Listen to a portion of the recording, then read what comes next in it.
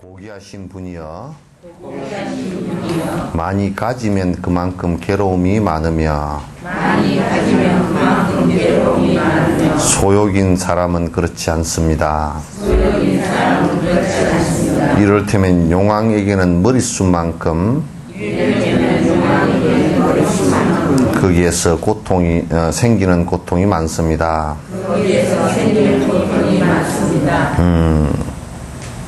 우리는 이제 많이 가지면 행복할 것 같지만은 사실은 많이 가질수록 고통이 많이 일어나죠. 그래서 세상 사람들은 많이 가지는 것을 능사로 삼죠. 그래서 그걸 가지려고 하는 소유욕이 그게 이제 욕심이고 이제 그게 욕망이다 그런 얘기죠. 그래서 많이 가지려고 할수록 갈증이 심해지고 또 많이 가지면 가질수록 가진 대상들하고 그 다음에 그 가지고 있는 본인도 역시 마찬가지로 무상한 것이라서 그것도 변화하는 것이기 때문에 서로가 서로를 떠나게 되어 있습니다. 다시 얘기해서 가진 대상의 물질이나 그 대상들도 언제나 변화하는 것이기 때문에 그냥 나로부터 언제든지 멀어지게 되어 있고 또 나 자신도 그도 변화하는 것이기 때문에 그들로부터 떠나게 되어 있는 것이 원칙이기 때문에 이게 많이 가지면 가질수록 그만큼 잃고 떠나는 것이 점점 많아지죠. 그래서 이제 여러분도 이제 세속적으로 얘기할 때 가지 많은 나무에 바람 잘 날 없다라고 하는 것도 이제 거기에 연유해서 이제 나온 말이죠. 그리고 이제 자식이 많을수록 이제 그 아주 힘들고 그렇다라는 것이 이제 사실상 무자식 상팔자 뭐 그런 얘기들도 있잖아요. 그래서 어쨌든 간에 많이 가지면 그것이 전부 다 속성상 영원한 것이 하나도 없고 그도 변화하는 것이기 때문에 하나도 그게 본질적으로 내게 행복을 갖다 줄 수 없는 것들이다. 그래서 이제 소욕인 내가 꼭 필요한 것만 갖는다. 그래 꼭 필요한 것이 그러면 커트라인이 어디까지냐? 내가 이 몸뚱아리가 굶어 죽지 않을 정도, 얼어 죽지 않을 정도, 비를 맞아서 진짜 저체온증으로 죽지 않을 정도. 그러니까 우리가 옛날에 다 그 지족자, 만족함을 아는 사람들은 그저 비 피하고 바람 피하고 그저 굶어서 영양실조 걸려서 죽지 않을 정도의 가진 것이면 충분하다 그랬어요. 그래서 배고프면 그 밥 한 그릇이면 됐다. 이제 그렇게 얘기하는 것이거든. 그래서 우리가 여러분이 이제 우리나라 자체도 그래야 돼요. 내가 욕망을 부리기 위해서 부자가 되는 것은 참 천박한 모습이에요. 내 욕망을 채우기 위해서 부자가 되는 것은 참으로 이제 천박한 모습이고, 내가 나는 아주 진짜 내 생명이 유지될 정도로만 살아가고, 이제 거기에 남는 돈은, 벌어진 돈은 남의 행복을 위해서 쓰여진다 그러면 우리 한국 정도의 지금 경제력을 가지고 그 정도의 생각을 전 국민이 다 그렇게 하고 산다 그러면 전 세계를 벌어먹이고도 남을 겁니다. 전 세계에서 가장 존경받는 민족이 되고도 남을 거고요. 그래서 오늘 아침에 한겨레 신문인가 보니까 노르웨이에서 그 폭동이 일어났는데 그 사람이 그 가장 그 동경하는 나라가 한국과 일본이라는 거야. 그게 맞는 얘기거든요. 그 사람 극우론자들이 갖는 그 동경의 나라가 한국같이 돼야 된다. 그래서 이제 한국에는 참 전 세계적으로 지금 경제 대국에서 10위 가까이 되면서도 전 세계 난민을 안 받아들이는 나라는 한국밖에 없습니다. 난민 자체를 받아들이질 않습니다. 아주 그 백이 민족이라는 것이 그냥 우리는 한 혈통을 그 혈통주의거든요. 그러니까 이게 이제 한국 사람과 이스라엘 사람이 상당히 비슷한 부분이 있는데 이스라엘 사람들도 굉장히 저거 민족의 하나님 여호와로부터 선택받은 민족이라 그래서 선민의식이 강합니다. 그 반면에 한국 사람들도 굉장히 꼴통들이고 아주 그 혈통주의가 강합니다. 지금도 이제 흑인들이 뭐 절대 우리나라 사람으로 치질 않습니다. 그리고 지금도 난민 같은 경우 전 세계 난민을 갖다 받아들이는데 한국만큼 전 세계에서 가장 인색하고 법적으로 차단을 다 하고 있죠. 그래서 그리고 이제 그런 어떤 극우적이고 또 그런 그 정신 자체가 경제적으로도 우리는 나눔보다는 철저하게 우리만 먹고 살겠다는 생각을 갖고 있는 것이 많고 또 거기에다 기득권자들은 거기에 더 꼴통들이고 이제 그래서 이게 전반적으로 볼 때 유럽의 나치즘이라든지 유럽의 극우론자들이 역시 한국과 일본을 가장 선호하고 그 모델 국가로 삼는답니다. 그런 걸 따져놓고 보면 우리 한국 사람들이 전 세계를 위해서 봉사하고 나누고자 하는 생각들이 굉장히 결핍되어 있다는 것은 틀림없는 사실인 것 같아요. 적게 가지려고 하고 그런데 이걸 갖다 무기력하게 되는 거고는 여러분이 구분을 해야 됩니다. 무기력하게 그냥 아무것도 안 하고 논평이 돼서 나는 뭐 아무것도 안 하고 뭐 돈도 안 벌고 뭐 그렇게 살겠다. 그건 아니에요. 열심히 일하고 벌되 내가 적게 쓰고 남을 위해서 회양하는 것을 갖다가 가장 중시해야 된다. 그래서 나는 소욕지적에 많이 내가 가지다 손 치더라도 그 가진 것이 모든 사람의 행복으로 연결될 수 있도록 그렇게 노력을 해야 됩니다. 내 가진 것이 남의 불행으로 온다 그러면 그건 굉장히 위험한 일이고 모든 사람이 공격 대상이 되고 말 겁니다. 지금 내가 인터넷에 다 나가지만은도 삼성 같은 경우 솔직한 얘기로 인터넷에 삼성의 이건희 씨 같은 경우가 좀 보고서 반성했으면 좋겠다. 왜 많은 사람들이 삼성을 공격 대상으로 삼는지 생각을 한번 해봐야 된다고요. 왜 공격 대상으로 삼는지. 그걸 방어하려고만 하지 말고 베풀으라고 말이죠. 그리고 나는 많은 투자를 해서 이렇게 직원을 고용해 준 것만 해도 내가 베푼 것이 아니야. 그건 베푼 것이 아니라고 내가 어제 얘기했어요. 왜냐하면 그것은 일한 것에 대한 대가를 준 것이지 어떻게 베푼 겁니까? 그건 베푼 것 아니에요. 그건 기브 앤 테이크지 베푼 것은 절대 아니에요. 그런 정도를 가지고 베푼 거라는 철학을 갖는다 그러면 그건 굉장히 천박한 거죠. 그래서 또 그 다음에 내가 뭐 좋은 상품을 만들어서 우리나라를 갖다가 인류 국가를 만들었다. 그런 것들 인류 국가를 만드는데 일조를 했다라는 그것도 결국은 저건 상업적 이익을 얻기 위해서 원동력이 거기에서 추동된 거 아니에요. 그러니까 그건 베푼 것은 아닙니다. 베푼 것은 아니에요. 그러니까 우리 베풀고 안 베풀었다는 것을 갖다 명확히 해야 됩니다. 베푼 것은 분명히 내한테로 올 수 있는 수많은 그 복의 그 결과들을 갖다가 행복의 결과를 남을 위해서 여러 사람의 행복을 위해서 나눌 수 있는 것을 갖다 베푸는 것이라 그러지 실제 그렇지 않고 그냥 일해 주는데 돈 준 거라든지 이런 것을 베푼 것이라고 하면 그건 절대 안 되는 것이죠. 그건 아주 나쁜 생각을 갖고 있는 것이고 잘못된 생각이고 천박한 생각입니다. 그래서 나는 어차피 내 스스로가 살아가는 데는 이게 에너지를 많이 사용하고 에너지를 많이 섭취하면 할수록 사실은 안 돼요. 그건 적절하게 해야 됩니다. 그러니까 우리 몸에 에너지를 섭취하는 것도 적절한 상태가 돼야지. 너무 많이 하게 되면, 과잉이 되면 절대 몸에 해로움이 일어납니다. 그러니까 아무리 부자가 돼서 억만장자가 되더라도 하루에 밥 3끼 이상 먹어서는 안 된다 그런 얘기지. 억만장자가 되었다 손치더라도 옷을 20벌, 100벌씩 끼워 입고 다닐 수 없잖아요. 차를 한꺼번에 8대씩 타고 다닐 수도 없잖아요. 그건 맞죠. 그러니까 내 스스로가 내 생명을 유지하는데 최소 단위만 살아라 그 얘기야. 최소 단위만 살아라. 그렇게 산다 그러면 살고서 나머지를 갖다 남에게 베풀 수 있다 그러면 그건 대단한 일이죠.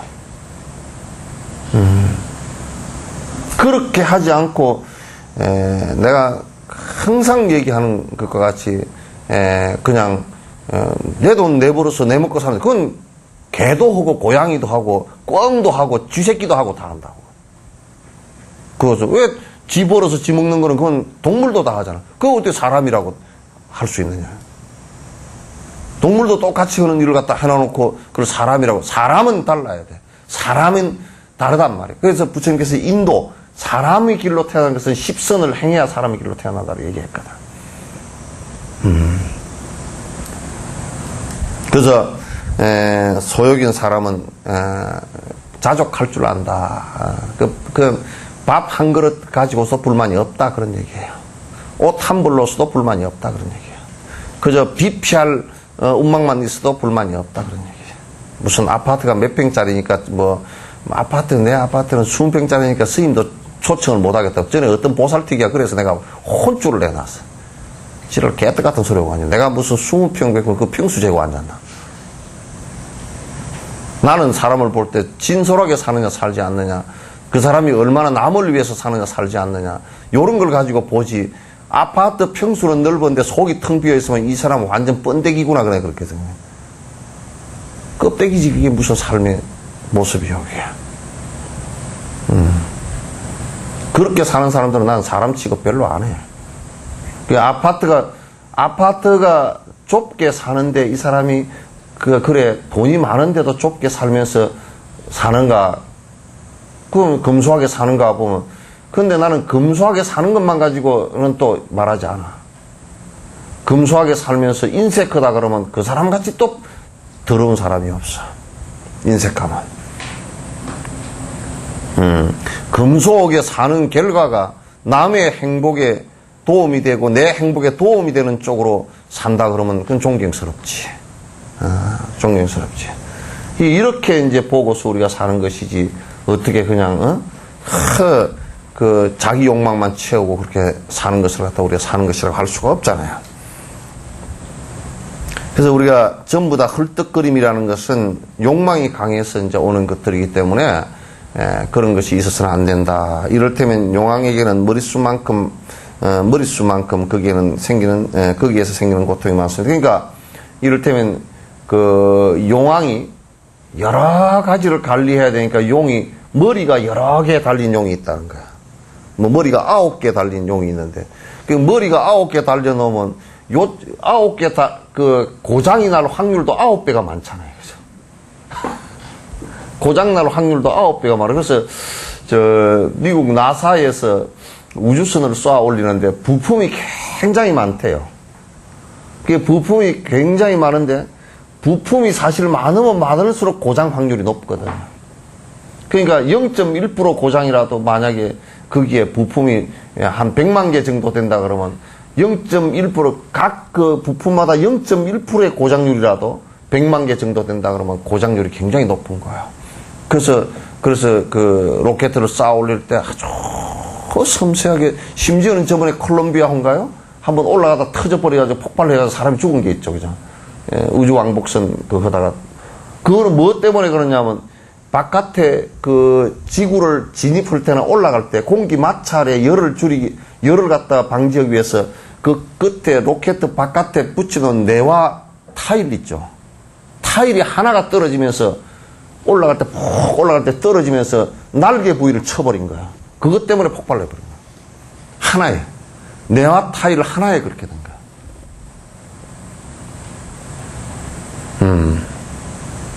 그런 거 마찬가지로 이제, 많이 가지고 있다 그러면 사실은 혼자 관리하는 게 힘들어요. 우리가 서울 시내 같은 데 사는 거고 여수에 사는 거고 사람이 또 시골에 아주 그 조그마한 마을에 사는 거하고는 사람이 받는 스트레스가 달라. 뭐냐면 서울에는 살아도 그 구티기 뺏기 모르고 집 맨날 가던 데 뺏기 몰라. 그래 어디 간다 그러면 맨날 내비 켜놓고 뭐 갈 수밖에 없어. 맨날 길이 이쪽으로 바뀌었다 저쪽으로 바뀌었다 또 뭐 이쪽 맥혔다 저쪽 맥혔다 빌딩이 있어졌다 없어졌다 계속 그러니까 그거 넓어가지고 그러니까 서울에서 살면 뭐 이게 물건 하나 사는 것도 그 인터넷으로 살 수밖에 없어 사실은. 하나 사러 나갔다 오는데 하루 걸리니까. 뭐 약속 한 번 하고 나면 그냥 한나절에 그냥 하루 걸려. 이게 스트레스를 많이 받는데 그게 그 삶의 에어리어가 넓어지면 굉장히 편할 것 같지만 사람으로서는 엄청난 스트레스를 받는 거야. 우리가 많이 가지는 것들도 그걸 관리하고 그걸 갖다 운영하는데 엄청난 스트레스를 받는단 말이에요. 그래서 용왕의 머릿수가 많은 것만큼 거기는 고통이 같이 따라오는 것과 같이 세상에 욕망을 많이 가져서 많이 가진 것만큼 그것은 사실상 고통이 일어나는 것은 틀림없다. 그래서 이제 욕망을 항상 버리고 소욕지족하라. 그리고 또 남는 것이 있다 그러면 나머지는 모두 다 회양하고 살아라. 회양하고 살아라. 그런데 죽을 때까지 지고 가는 놈들도 있어. 지고 가나? 염라대왕 문턱에서 다 놓고 가지. 지옥 문턱에서 다 놓고 가. 그래서 내가 전에 누구한테 들어보니까 저승에는 그 감옥에 저승에서 그 헌법 그 형법에는 뇌물죄가 없답니다. 왜냐하면 뇌물을 여기서 가져가서 줄 수가 없대요. 가져갈 수가 형법 조문에 뇌물죄 자체는 아예 조문 자체가 없답니다. 그래서 그거는 왜 그러냐면 못 갖고 가. 딱 지어 놓은 대로 촬영해 간 대로 그 편집도 안 되고 그대로 상영이 되니까 편집도 안 돼. 그거는 여기 와서 헌 대로 촬영해 간 대로 거기서 바로 상영이 되어지는 거야. 그러니까 참 그래서 한국사에 가서 보면 명부전이 이름을 갖다 참 누가 지었는지 이름을 참 잘 지었어. 그 전국에 그렇게 이름 지은 데가 내가 본 적이 별로 없어. 아마 있기는 있을 건데 없을 무자 개인 사사로울 사자야. 죽은 뒤에는 와이로도 못 쓰고 사사로운 게 한 개도 안 통한다 그런 얘기지. 그래도 우리 인간 교도소에는 사사로운 게 좀 통할 때도 있거든. 밥을 한 숟갈 좀 더 얻어 먹을 때도 있고 뭐 그럴 때도 있는데 그 감옥 죽은 뒤에 가는 지옥이라는 감옥에서는 전혀 거기에 사사로움이 안 통하고 돈도 안 통하고 권력도 안 통하고 명예도 안 통하고 그리고 이 생에 남겨두고 온 무슨 뭐 자기 가족이나 친척이 무슨 대통령이고 무슨 뭐 장관이고 무슨 뭐 법무부 장관이고 뭐 그래도 전혀 거기는 막 0.001%도 거기에 통용이 안 되고 지연대로 그렇게 받는다는 거야. 그래서 무사전 그래놔서 참 잘해놨어. 사사로움이 일체 없는 곳이다 그런 거야. 그래서 참 누가 지었는지 상당히 창의적으로 아이디어를 잘 냈다. 그래서 내가 흥국사 무사전을 내가 항상 거기에 그 이름을 참 좋아하는 이름 가운데 하나야. 그래서 사람들이 그뭐 읽어보고서도 읽어보기는 하나 몰라. 그 읽어보고 뜻을 그래 무사전이라 그게 뭘까? 그 나보고 물어보는 놈이 불란서 놈이 한번 물어봤어.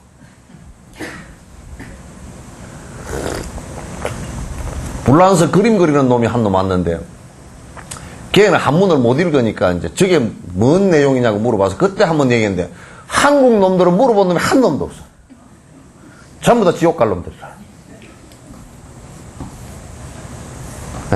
그래서 내가 그때 불란서 그 사람한테 설명을 해줬더니, 굉장히 좋아하더라고. 그래서, 그런 내용들을 한번 보면, 그 참, 진짜 멋쟁이. 그 안에, 사유한 내용이, 생각한 내용이 굉장히 깊구나. 그런 것을 갖다 우리가 느낄 수 있잖아요.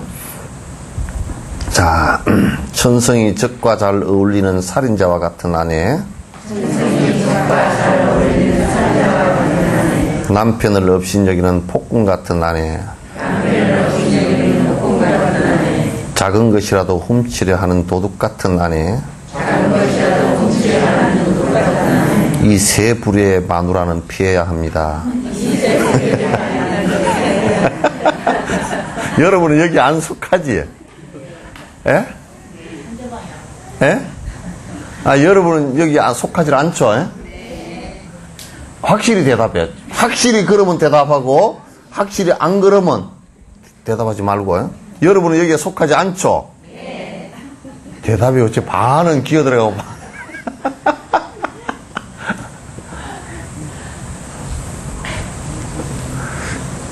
이 반대로 생각하면 남편도 그렇게 하죠. 이게, 여기는 이제 왕한테 보내는 편지잖아요. 왕이 마누라가 많단 말이야. 근데 많은데 이제, 마누라를 하나 잘못 드리면, 장희빈 같은 사람을 드리면, 막 왕권 자체와 국가 자체가 막 흔들흔들 해버려.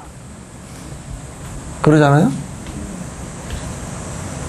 희빈장씨 그렇게 되고 난 뒤에 그냥 뒤에 얼마나 복잡했습니까? 복잡한다. 그러니까, 그리고 이제 태종, 이방원이 있죠, 그죠? 태종 같은 경우도, 거기에 이 태종의 마누라가 부인이, 왕후가, 제일 첫 번째 사람과 같이 될까 싶어서, 철저하게 태종이 응징을 한 거야. 마누라는 완전 헛수애비를 만들어버렸어. 왜 그러냐면, 민무고 민무질, 형제들을 갖다가 다 죽여버렸다. 그러니까 처남들을 다 죽였어. 왜냐면, 외가가 바로를 해버리면. 외가가 바로를 하면 이제 무슨 문제가 생기느냐면, 그 아들이 왕이 될 거 아니에요, 그죠? 왕후의 아들이 왕이 되고, 민무고, 이 사람들이 전부 다 외삼촌들이기 때문에 또 왕후하고 해가지고 정권을 잡아버리면 아무도 대응을 못해. 조선 말기에 100년 가까이를 갖다 안동 김씨나 이런 사람들이 전부 다 잡아버린 거야. 그러면 이제 완전 권력이 문제가 생겨가지고 국가 자체가 결단이 나는 거야. 피바다가 되기 때문에. 그래서 태종이, 아들이 정말, 이게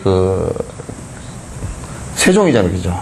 나중에 아들을 갖다 정권을 명확하게 이동시켜서 백성을 편하게 하려고 그러면, 사림들, 이런 사람들이, 정상적인 사람들이 정치를 하게끔 만들려고 그러면, 전부 다 친척은 전부 다 쳐야 되겠다고. 그리고 아무 죽일 이유가 없어. 없는데, 처남들 둘이를 갖다 기양 보내면서, 가는 도중에 살해를 해버렸어. 다 죽이라 그랬어. 그러면 걸리는 쪽쪽 다 죽였다고. 정권에 문제가 될 수 있는 사람들을 다 주저앉혀버리거나 죽였어요. 살인을 한 것은 굉장히 잘못됐지만, 여기에서도 민씨 왕후가 이 국가를 등지고 권력을 개인 사유화할까 싶어서 그렇게 해버린 거란 말이에요. 적과 같은 아내라. 적과 같이 하는 아내라. 그래서, 여러분들도 그런 생각을 잘 해야 돼요. 그래서, 만약에, 이게 적과 같은 아내가 왕이 돼가 특히 그러면 국가 자체가 결단이 나고, 그렇게 되니까 큰 문제가 생겨요. 그 다음에 이제 남편을 업신여긴다, 거꾸로 뒤집어서, 요것도 마찬가지라. 이건 이제, 남편이 요럴 경우도 마찬가지라. 업신여기는 아내가 특히나 이제 여자들이 정말 전라도 말로 싸가지가 없어가지고, 이를테면 남편은 쪽자 살자 돈을 뭐 벌어도 얼마 안 되기는 하지만은 쭉 짜서 버는데 돈을 이따위로 벌어왔으면 당신 뭐냐고 이렇게 벌면 그 사람 못 사는 거라고요. 그래서 요즘에는 이제 우리나라도 하여튼 이 아내가 폭군 같은 아내가 들어 많대요. 들어 있대요.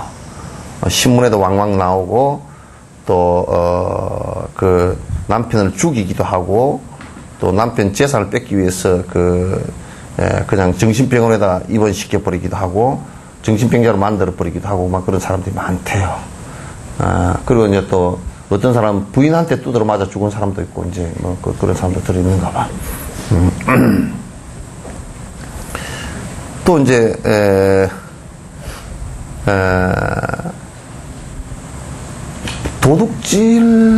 도둑 같은 아내가 되면 그건 정말 큰일이라, 그것도. 그래서 소설에 나오는 도둑 같은 아내는 뺑파라. 신봉사 둘째 마누라, 두 번째 마누라. 그래서, 뺑파가, 어느 날 보니까 이제, 심청이 가고 난 뒤에 그 집에 들어와서 뺑파가 이제 살았는데, 뺑파전이 따로 있어요.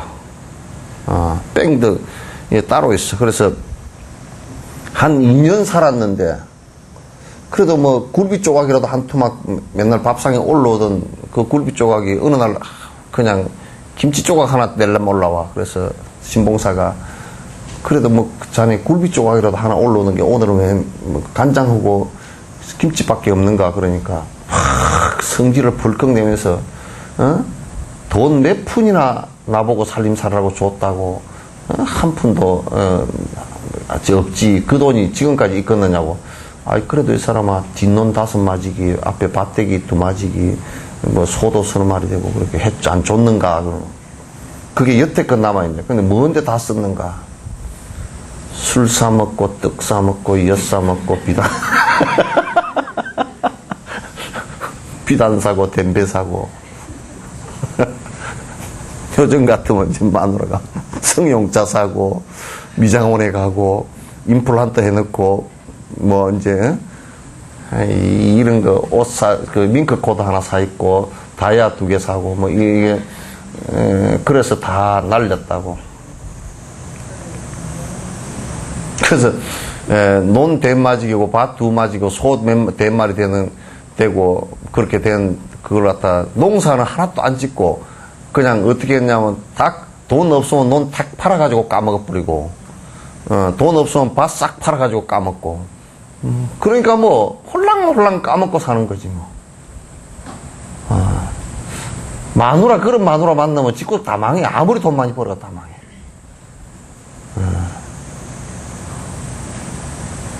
참나.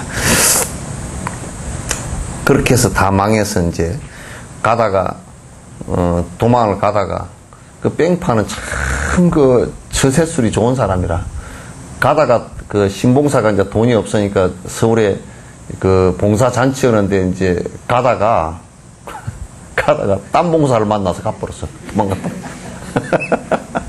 딴 봉사만 왜 딴 봉사 또 깝대기 뱉기 그 봉사 깝대기 뱉기가 참 그렇게 쉬운 거.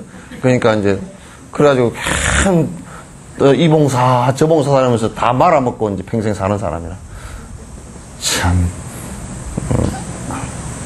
그래서 뺑파전을 갖다 그게 뺑파전이 참 조선시대 때 유행을 했습니다. 그러니까 이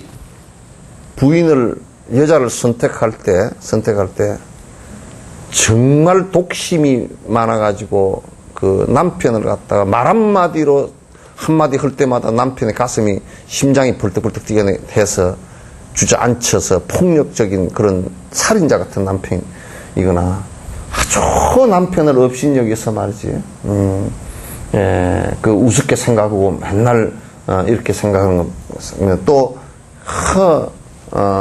남편 살림이 지 살림이라고 생각 안 하고 전부 자꾸 도덕적인 생각을 갖는 거나 이런 세 사람은 그대에게 큰 그 국가와 가정이 전체 파괴될 것이니까 만나지 마십시오.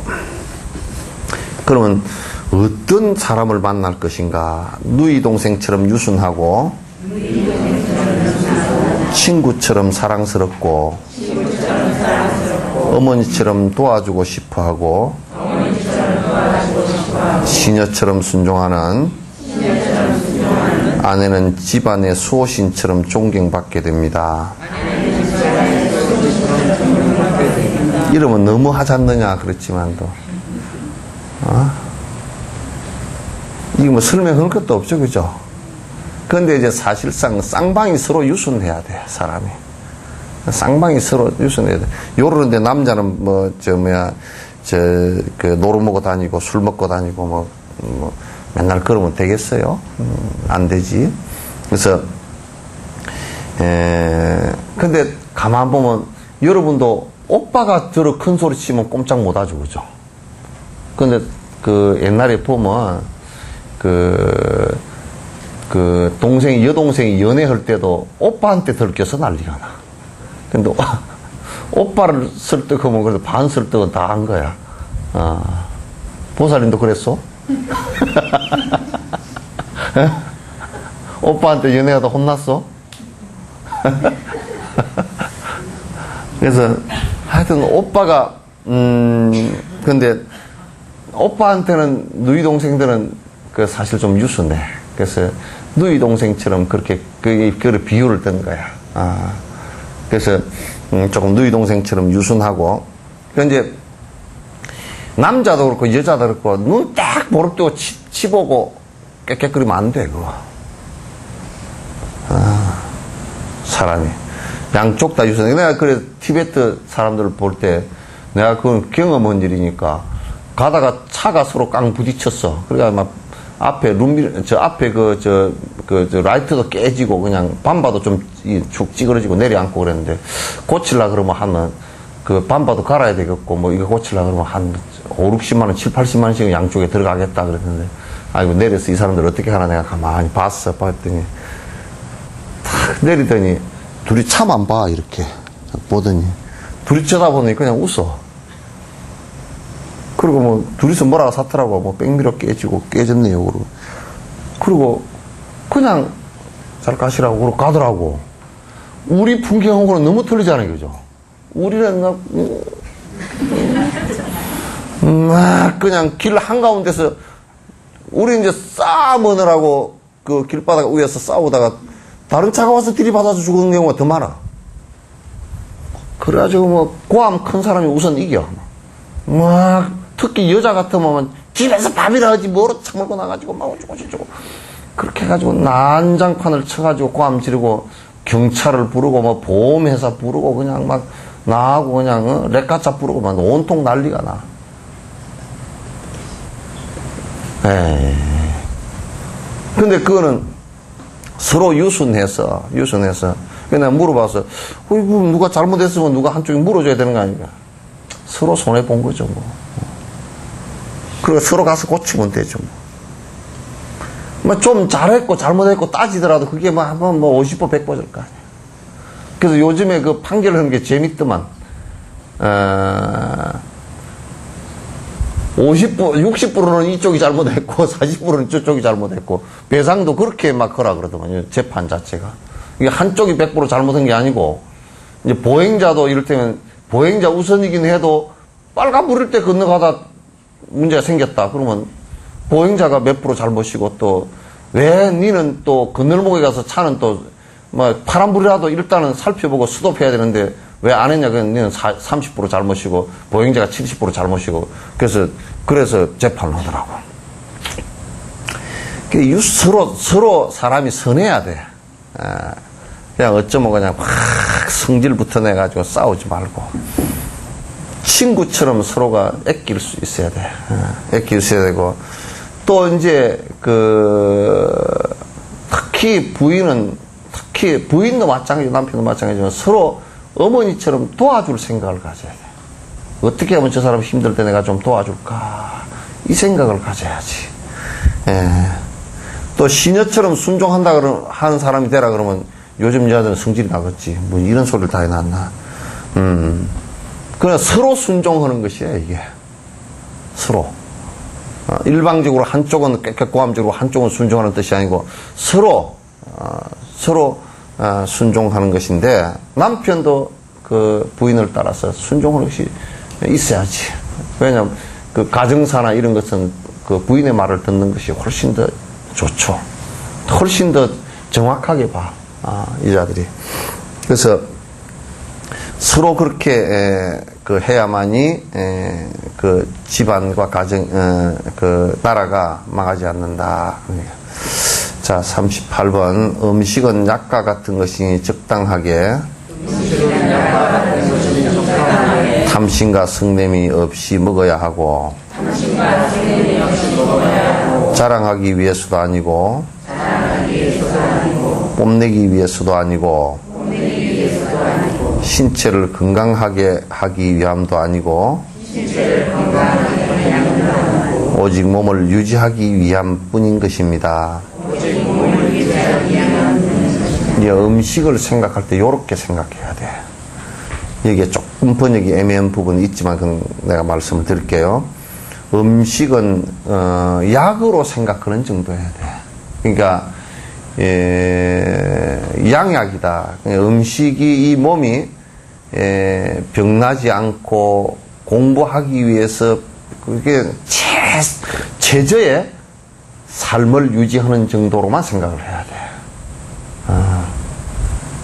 그래서 항상 음식이 과해서 문제가 되고, 음식을 너무 못 먹어서 문제가 되고, 그러니 음식은 항상 중요한 것이 영양소가 잘 이렇게 될 수 있게끔 적절하게 돼야 된다. 근데 요즘에 이제 보면 자꾸 선전하는데, 여러분이 요 생각을 항상 그 중심을 좀 가져줘요. 뭐냐면, 어떤 것은, 어떤 음식은 뭐 최고의 보양식이고, 또 어떤 음식은 뭐 최고이고 뭐 좋고 뭐 이러는데, 이 세상에 절대 좋은 음식도 없고 절대 나쁜 음식도 없어요. 여러분 생각해 보세요. 지금은 막 그냥 채식을 하는 게 좋다 그러셨잖아요. 사실은 채식을 하는 게 옛날에 그 초건 먹기를 할 때는 육식을 하는 것이 너무 좋은 거예요. 이 몸이. 왜냐하면 초건 먹기 할 때 단백질 모자라고 뭐 전신만신은 다 모자라. 그래야 사람이 막 부항기가 들고 그런단 말이야. 전화 왔어. 그래 꺼버려 이제. 그 약을 빼버려. 그것도 안 빠지거든. 물에 담가버리고.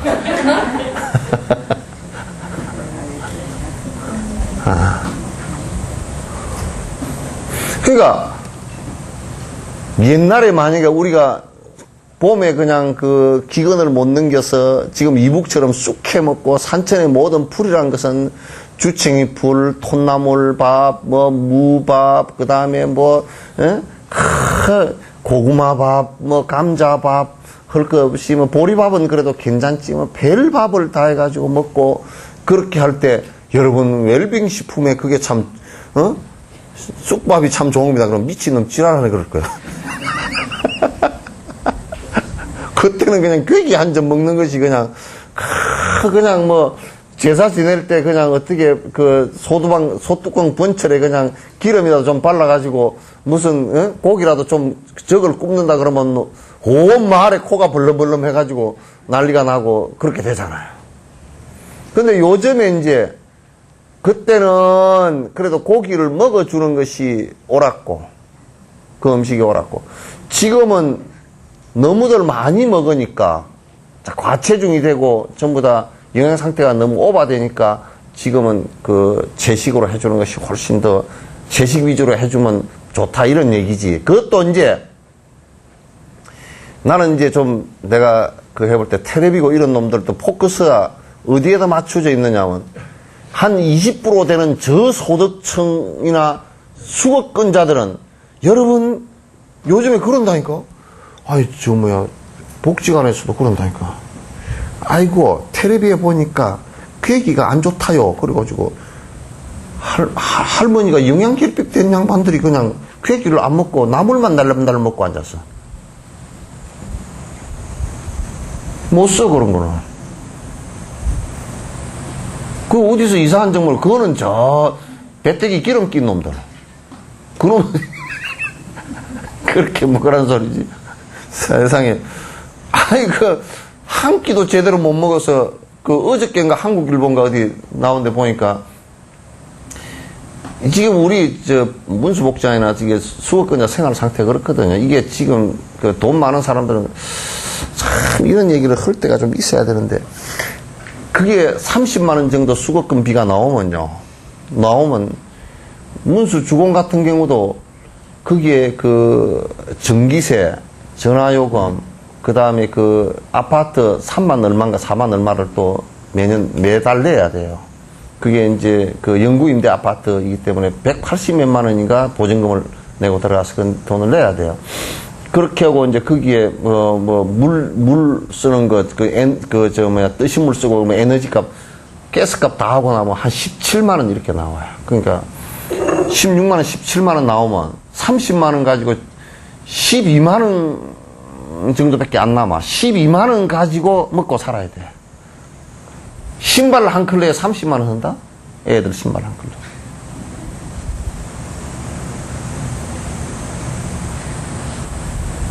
그 돈 있는 사람들은 그게 아무 문제가 되질 않아. 그냥 돈 없는 사람은 12만 원 가지고 옷도, 그러니까 돈 있는 사람은 옷도 많이 있지만은, 그래서 입을 옷이 있어서 뭐 몇 년 안 사 입어도 어떻게 넘어가지만은, 그 사람들은 옷도 별로 없는 데다가,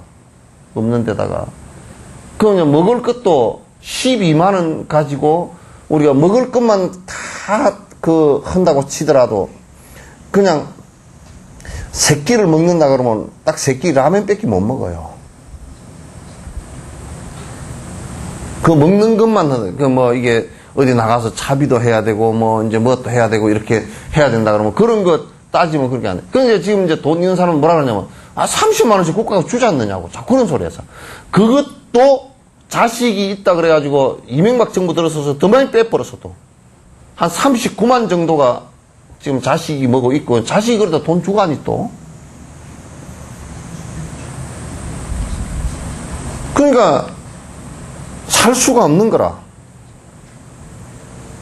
그런 사람한테 대놓고 자꾸 텔레비 같은데 또 공정하게 내야지. 텔레비 같은데 자꾸 우리는 웰빙식 그 사람들은 웰빙 아니라 그래 한나라당 어떤 국회의원이 그런 소리 했다 그러잖아. 그거 가지고 이제 3만 원인가 얼마를 가지고 며칠간 이렇게 저소득층 체험을 했는데 그 자식 하는 소리가 황금 다이어트를 했다나? 그게 지금 뭐냐면 그 사람들 머릿속에는 지금 가난한 사람들의 사정이 어쩐지를 잘 모른다고. 그 사정을 잘 모른단 말이야. 그러니까 그런 사람들한테 음식은 나물이 좋고 그런 소리를 하면 안 돼. 그 석천사 주지가 그런 애들 밥 사주면서 에이 나물밥이 좋다야. 냉면 먹으러 가자. 그러면 되겠어? 정신 나간 놈이지. 그러면 고기라도 한번 사주고 그렇게 해야지 그게 되겠느냐고. 그런 지는 배에 기름이 끼 있는지 몰라도 애들은 한참 먹을 때 그냥 그렇게 되겠느냐고.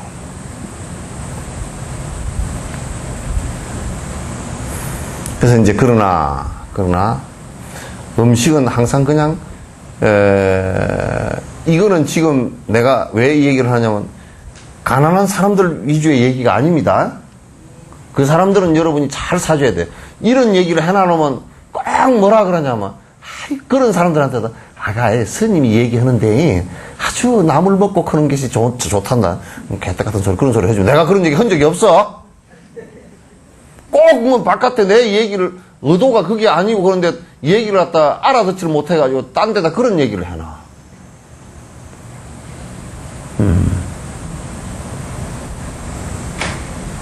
이거는 아주 못 먹고 힘든 사람들한테는 정말 고기라도 끊어주고, 그이라도 끊어주고, 또 먹게끔 그렇게 배려해 주는 것이, 그게 이제 옳은 얘기인데, 여기서 수행자들은, 이게 수행자들이라 그러더라도, 가난한 사람들한테는 그렇게 해줘야 돼.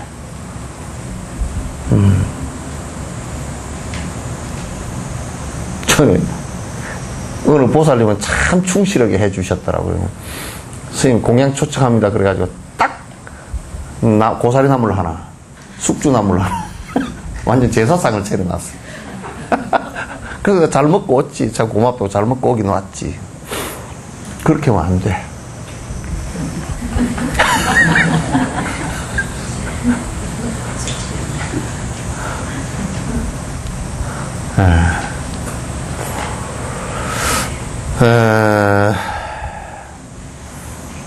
탐심과 승림 없이 먹어야 하고, 그러니까 그냥 이제 이게 음식을 바라보면서 항상 고맙습니다. 그렇게 먹는 감사한 마음을 해야지. 나는 이 처사나부랭이들 참 꼴배기 싫을 때가 들어 많아. 어쩌면 감사하는 마음이면 지 보고 말이야. 60평생을 부엌대기를 한번 해보라 그러지. 응? 그냥 음식 차려주면 까탈이라 빽빽 집어 아니야. 그래 말이야. 어쩌고 저쩌고. 지보고 한번 해보라 그러지. 내가. 음식 앞에 놓고 까탈 지어 놓으면 그 상 들고 나가버려. 주지 마. 아주 못돼 먹었어.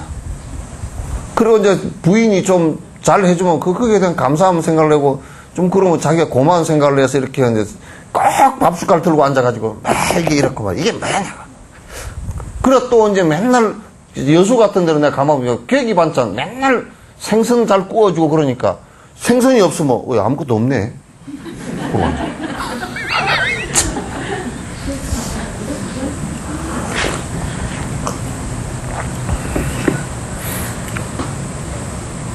아무것도 없다고 그러고 아무것도 없으면 다 들어다 치워버려.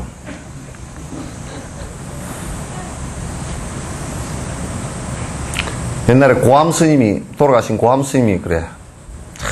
그 양반 털리를 해 넣으실 거야. 털리 해 넣으셨는데. 밥을 해다 드리면 전부 다 생자들이나 상자들이 하니까 밥을 제대로 이게 어떤 데는 무른 밥이 됐다, 어떤 데는 된 밥이 됐다 그러잖아요. 여러분도 하다 보면 그 밥이 그렇게 되잖아요. 아유, 스님, 밥이 물러서. 그 반찬은 말할 것도 없지. 밥이 물러서 어떡할까요?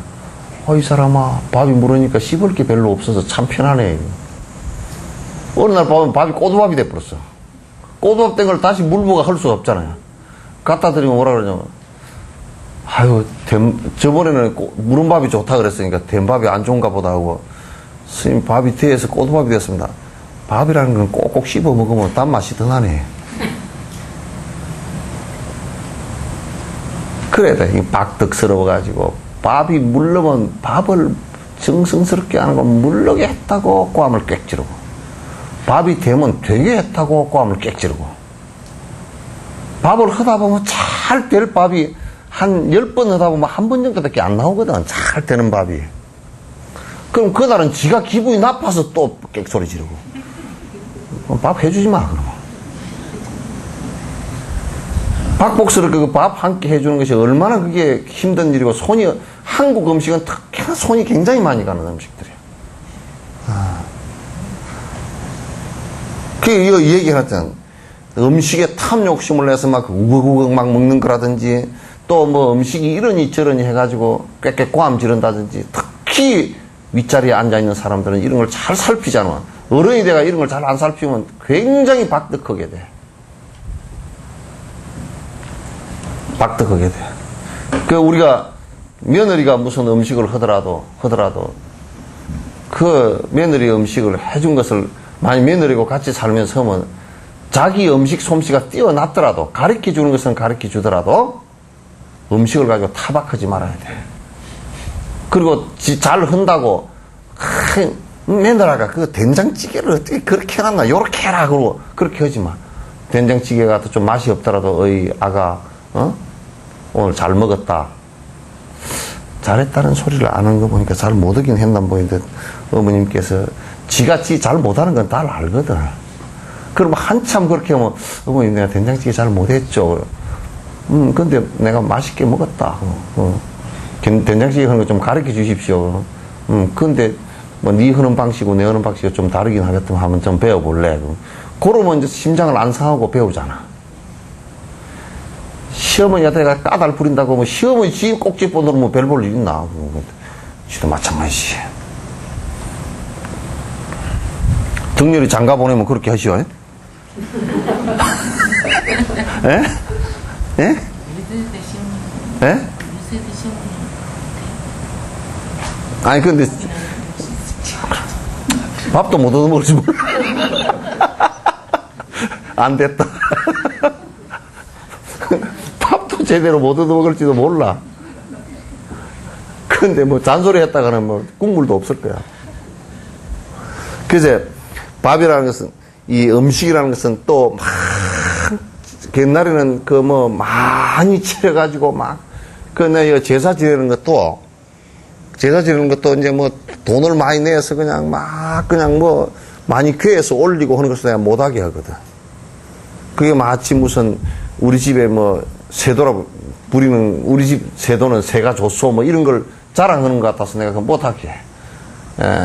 그리고 어느 집에 가니까 나 여수의 어느 집에 시달림을 가니까 시달림보다 내가 와버렸거든. 왜냐하면 자기 아상을 높이기 위해서 나를 장식품으로 쓰려고 그러는 거야. 장례식을 하는데.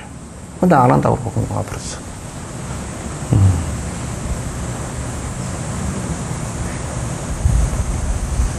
저거들 이제 우리 집안이 굉장히 좋은 집안이고, 그냥 뭐 스님도 불러서 그 한 끼팅이 차지하고 앉았고, 뭐, 유림에 뭐도 제사 지내 유세차하는 놈도 한 놈 불러놨고, 뭐, 깽가리 치는 놈도 한 놈 불러놨고, 뭐 다 그래놨어. 그래가지고, 다음번에는 스님 하시오. 그래, 안 오고 와버렸어. 그러니까, 초상을 치르는 것이 슬프고 애도하고, 그래서 그 돌아가신 분을 위로하고, 또 그 유족들을 위로하는 그런 자리인데, 그냥, 그놈은 그냥, 거기에 이제 뭐 지 세도를 갖다 자랑하기 위해서 이런저런 것들을 다 불러다가 막 돈 있으니까 돈 주면 되지 않느냐고. 그럼 돈 주면 다 되는 것 같으면 지네 애비가 죽는 것도 돈으로 말리지, 그래. 염라대왕한테 돈을 한 1억 좀 주고 좀 이따 오라 그러지. 이 세상은 돈으로 안 되는 일이 더 많아. 돈으로 되는 일들은 지극히 허망한 몇 가지밖에 없어. 그래서 음식을 뭐 차리는 것은 자랑하기 위한 것도 아니란 말이야. 그래서 이제 여수에 내가 좀 가정부패를 해보려고 이렇게 해보니까 어떻게 컴플렉스들이 많은지 못하겠어. 왜 컴플렉스들이 많으냐면 한 구역에 한 20명 되면 그렇게 모아서 해보라 그러니까 우리 집은 집이 작아서 못하고요. 우리 집은 내가 경쟁 붙여는 그래서 국수만 하고 집이 작아도 좋으니까 아무 상관. 그건 뭐냐면 다른 신도들이 와가지고 콧방귀 튕길까 싶어 못한다는 거야. 아이고. 그래서 내가 간뒀어. 딱 그 모임에서도 한 10대 명 되는 모임에서도 보니까 집 크고 코평수를 좀 넓힌 사람만 우리 집에 오시오 그러고 다른 사람들은 대단히 피해서 이제 올 차례가 되면 안 나쁘라 그냥 머리가 아파가지고 막 꼬라지 베기 싫어 죽겠어. 나 그래서 에이 관둬라 이 자식들아. 참 꼬라지들이라. 자기 삶에 대해서 그렇게 자신감이 없는가?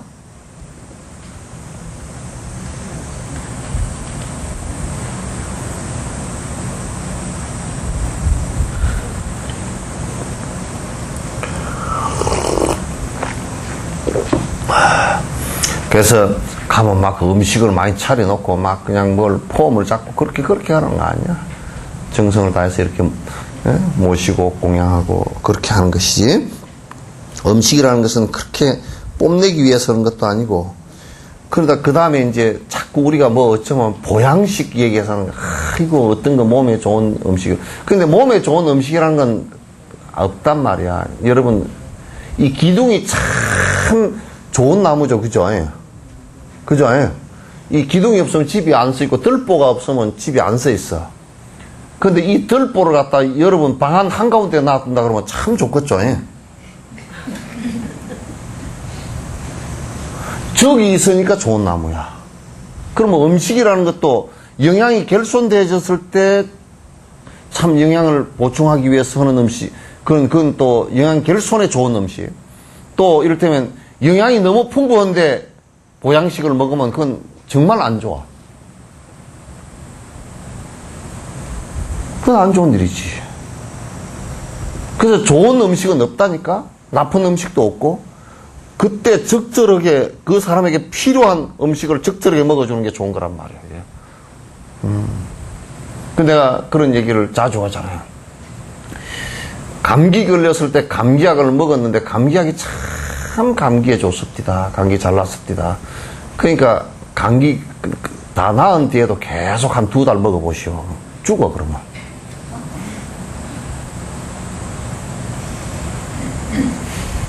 그런다니까. 그러니까 어떤 상황을 호전하는데 좋은 것이다. 그러니까 음식도 그거 아니야. 배고픔을 우선 배고파서 고통스러운 걸 면하게 해주고 이 몸이 최소한 유지하는 정도의 음식이면 된다 그 말이에요. 그런 음식에 대한 정견을 갖고 있어야 돼요.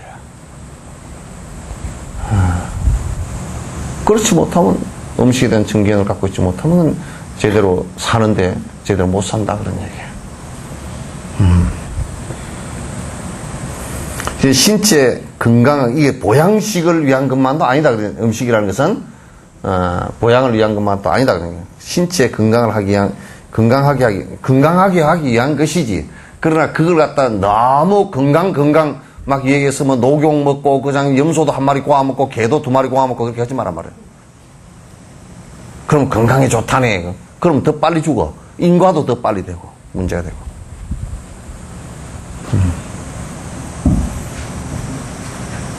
그래서 음식은 배고프지 않고 영양 결손되지 않을 정도로만 먹어주는 것이 좋다.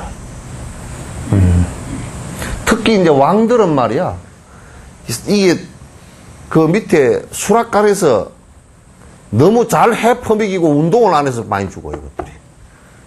왕들이.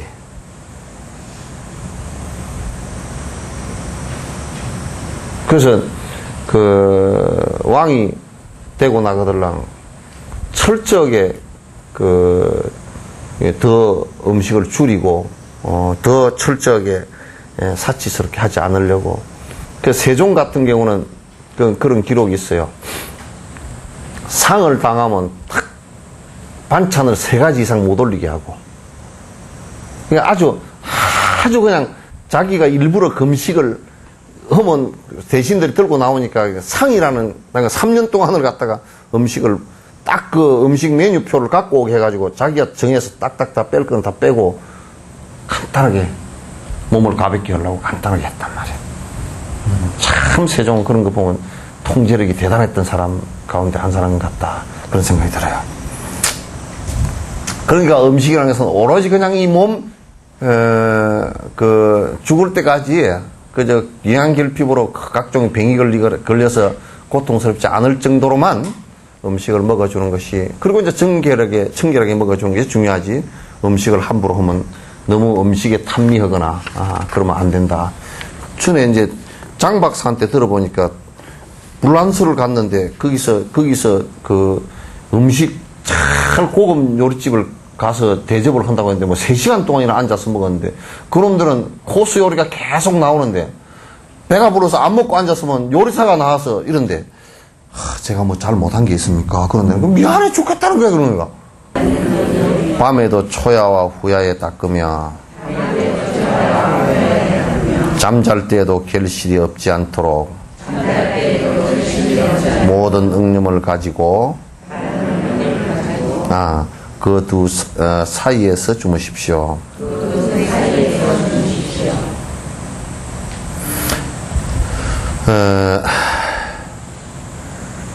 낮에 이게 이제 그러니까 여러분이 그 왕도 그렇고 우리 일반 사람들도 수행자들도 역시 마찬가지로 언제나 자기가 정진하는 시간을 꼭 가져요. 하루 가운데 정진하는 시간이 없으면 전부 다 부처님께서 만들어 놓으신 욕망, 탐진치 삼독심을 버리는 방법들이 전부 다 정진이란 말이야.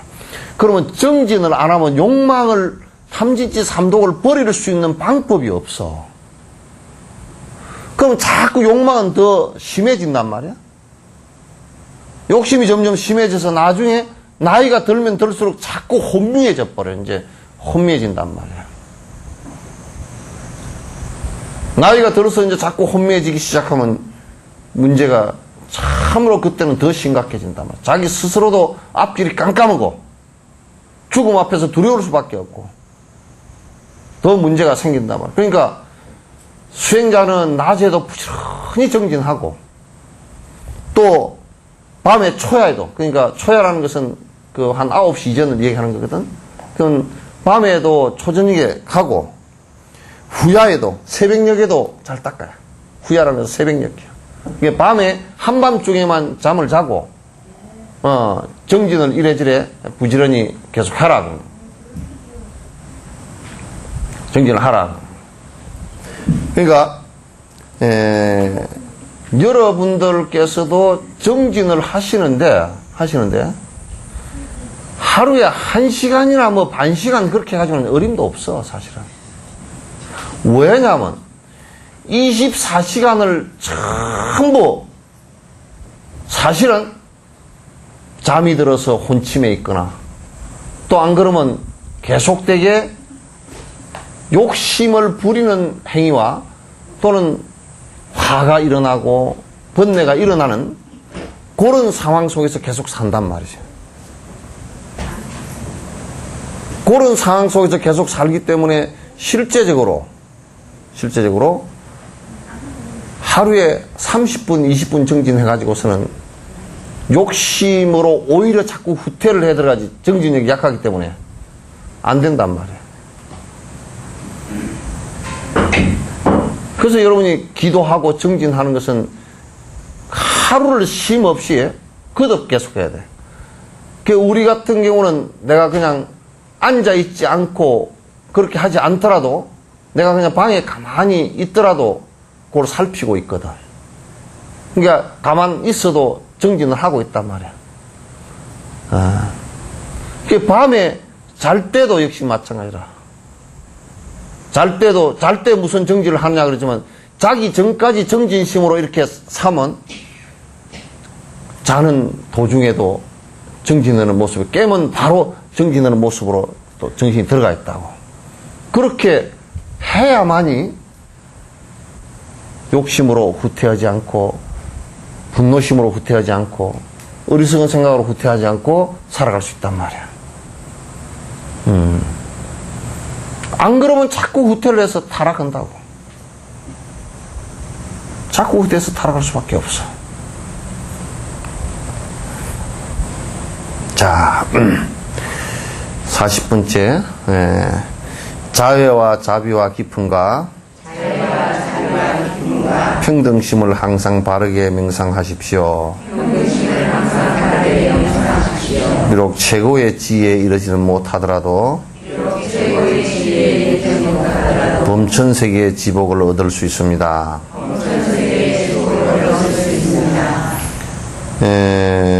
자애는 무엇이고 자비는 무엇이고 또는 여기에 깊음 그렇게 하는데 요건 이제 조금 번역이 조금 애매한 것 같습니다. 자애는 뭐냐면 일체 나와 인연 있는 모든 중생들이 인연 있는 모든 생명체들이 그게 동물이 됐건 이를테면 우리가 보이지 않는 영가가 됐건 간에 전부 어느 생인가는 나의 한 생의 어머니였을 것이다라고 한다면 그 어머니께서 고통을 받고 있다라고 한다면 그 고통으로부터 내가 저분을 갖다 건져야 되겠다는 생각이 나오는 그 마음을 자애심이라 그래. 마치 이건 왜 자애라 그랬냐면 어머니가 아이가 병이 나서 고통스러워할 때 내가 대신하고 싶고 저를 꼭 병의 고통으로부터 건져주고 싶다라는 이 생각을 내는 것과 똑같기 때문에 자애라 그랬단 말이에요. 그걸 자애심 그래요. 그 다음에 자비는 뭐냐?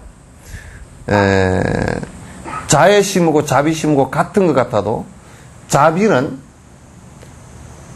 자애심보다도 더 발달된 건데 왜 발달된 거냐면 내가 번뇌는 끊었지만 정은 끊어졌어. 그 자애심은 정으로 그 시작하는 것이지만은 나와 연결되어 있는 세세생생 나의 어머니라는 그 정으로 연결되어 있지만은 그러나 자비심은 정은 끊어졌지만 일체 중생의 고통을 갖다가 내가 건지겠다라는 생각을 내는 것을 자비심이라 그래요. 그래서 이 자애심과 자비심은 같은 뿌리를 갖고 있지만은 그 차원은 달라요. 그래서 부처님께서는 일체 중생 모두를 다 건지겠다 그랬기 때문에 대자비라 그래요. 큰 자비라 그래요. 그 다음에 기품은 여기에 기품이 아니라 희라고 하니까 기쁠 희자를 써놓으니까 자비희사할 때 희란 말이에요. 그러니까 기품이라고 하는데 그건 뭐냐면 일체 중생이 선행을 하는 걸 보고 기뻐하고 일체 중생이 수행을 하는 것을 보고 기뻐하고 일체 중생들이 이 고통으로부터 벗어나기 위해서 노력하는 모습을 보고 기뻐한단 말이에요. 그 보살의 사무량식 가운데 자비희사를 얘기하는 거야. 그래서 사실 여기에 이제 자유와 자비와 기쁨 일어났는데 이것보다는 자비희사심이 맞는 거예요. 또 평등심을 항상 바르게 명상하십시오.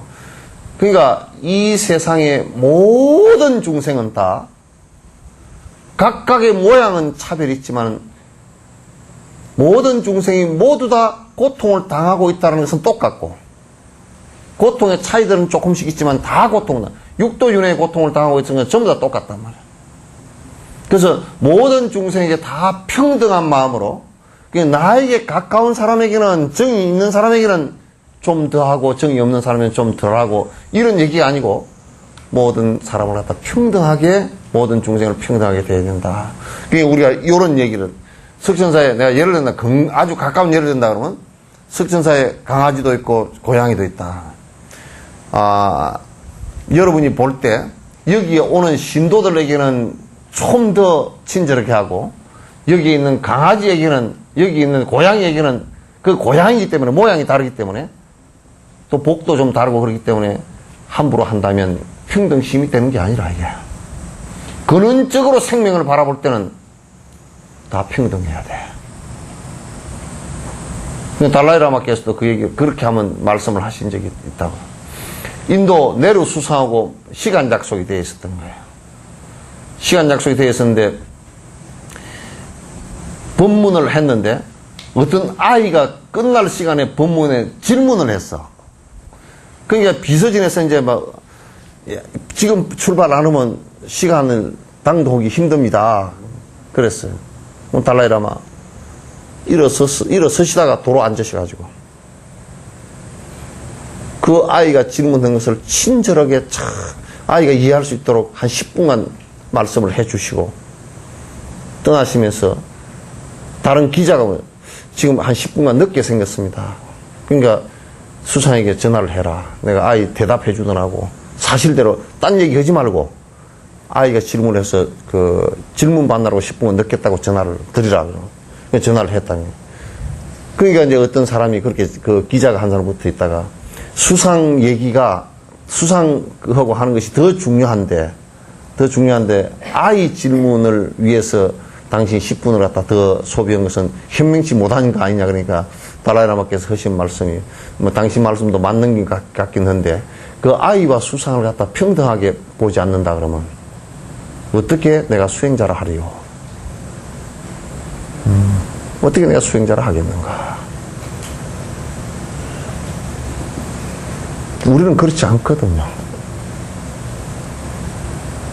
우리는 그렇지 않다고요. 내한테 좀 더 이익을 주고, 내한테 좀 더, 그런 사람들은, 권력을 가진 사람은 더 친절하게 대해주고.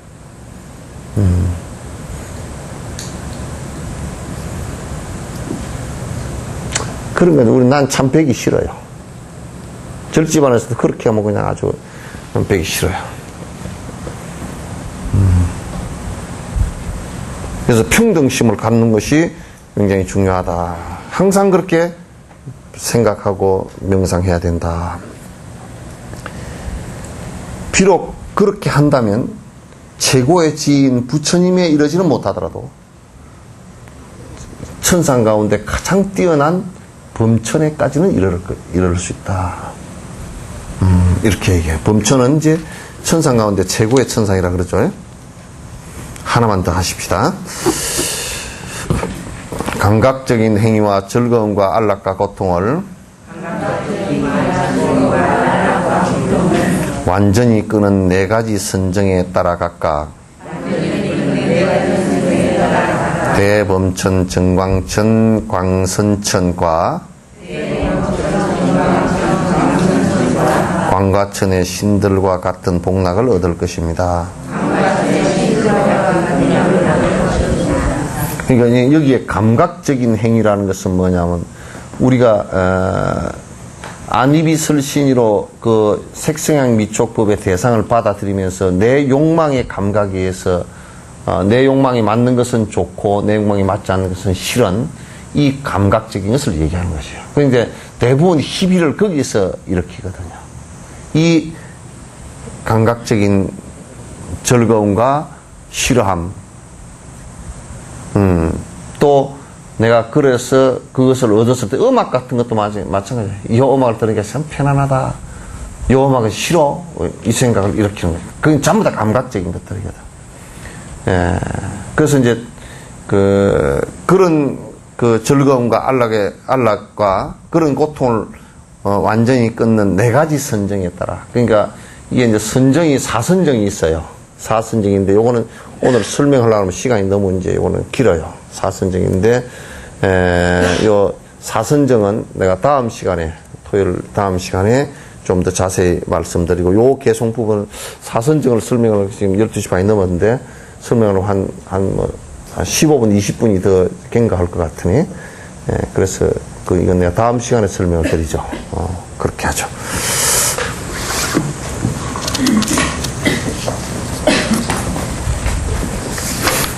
이제 사실 여기서부터 조금 더 어려운 얘기로 들어갑니다. 이제 여기서부터 좀 더 어려운 얘기로 들어가는데 우리가 한 50개 개송만 50가지의 개송만 하고 그건 다음 기도 때 다음 기도가 우리 또 언제죠?